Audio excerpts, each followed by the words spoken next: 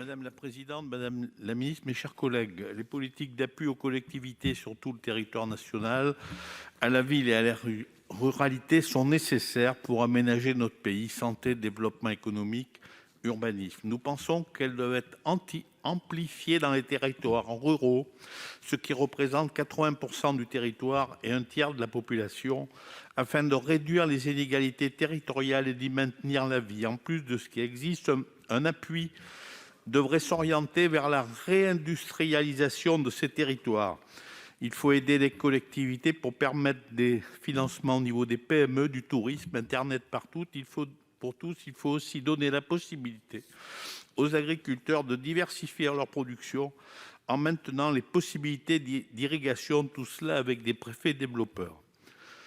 Les programmes des petites villes de demain, ou ceux que vous avez mis en place, ou ceux permettant la réhabilitation et la rénovation de nos centres-bourgs sont nécessaires pour l'urbanisation.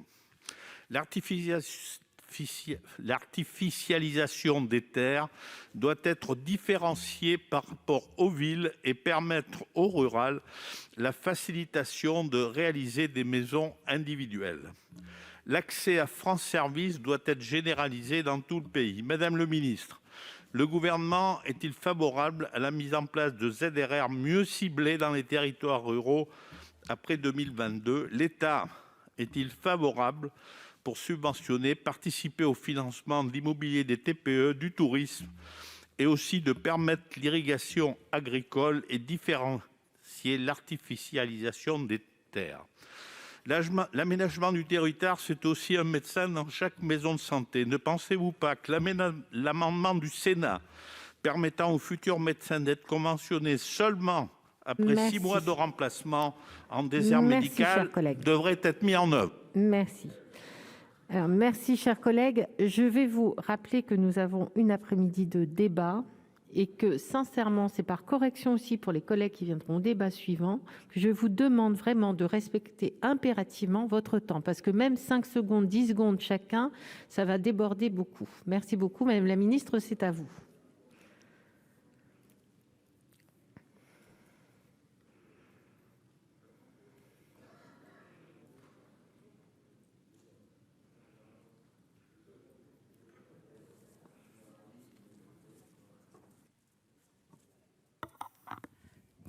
Monsieur le sénateur Chassaing, vous avez posé... Je suis un peu perturbée parce que votre question a changé par rapport à la question qu'on nous avait... voilà. Oui, il y a des sénateurs qui donnent les questions avant. Vous ne le savez pas ? Écoutez, ça a toujours existé dans toutes les majorités. Et il y a toujours des sénateurs qui refusent de donner les questions. Ministre, vous n'avez que 2 minutes, là. Répondez, madame la ministre. C'est comme ça. Il ne faut pas non plus... Bon. En ce qui concerne les ZRR, monsieur Chassaing, je sais votre attachement aux ZRR et j'ai répondu tout à l'heure. Vous savez qu'il y a eu un rapport qui a été fait ici avec les sénateurs, le sénateur Rémy Pointereau, le sénateur Bernard Delcros et Frédérique Espagnac, si j'ai bonne mémoire.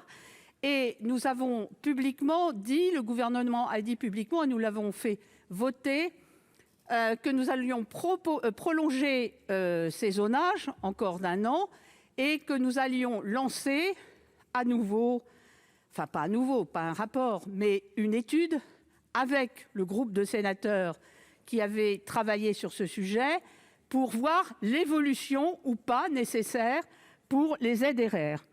Je vous ai entendu parler du problème de l'eau. C'est un problème très important et qui devient très compliqué dans certains départements. Et notamment, bien sûr, il y a l'alimentation humaine, si je puis dire, mais il y a aussi tout le côté agricole. Et tout le monde sait ce qui s'est passé récemment dans les Deux-Sèvres. Nous savons ce qui s'est passé éventuellement aussi dans le Lot-et-Garonne. Merci, je vais finir de m'exprimer, s'il vous plaît, monsieur le sénateur.